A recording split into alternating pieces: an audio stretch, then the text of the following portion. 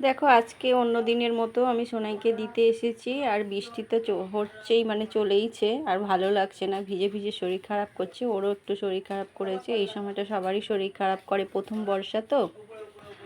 তারপর এখান থেকে এসে দেখি যে ব্যাগে আমার চাবিকাঠি নেই, একটা চাবি ঘরের ভেতর রয়ে গেছে, আর একটা নিয়ে ওর পাপা চলে গেছে।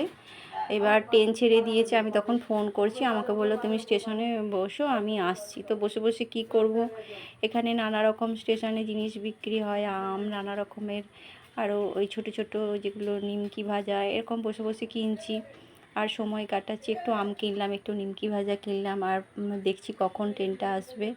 তো এরকম করতে করতে এদিকে ট্রেনও প্রায় ঢুকবো হয়ে গেল, কিন্তু হাওড়ার দিক থেকে ট্রেন এখনও আসছে না, মানে অনেকটাই চলে গেছে, তখন চলে গেছে হরিপাল। দেখো এই দিককার ট্রেন ঢুকে গেল।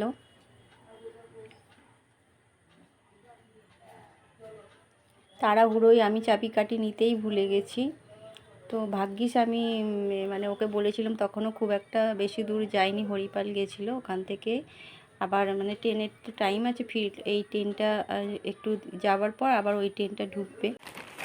দেখো আজকে আমি একটা মানে চাদর অর্ডার করেছিলাম, আজকে অর্ডারটা এলো।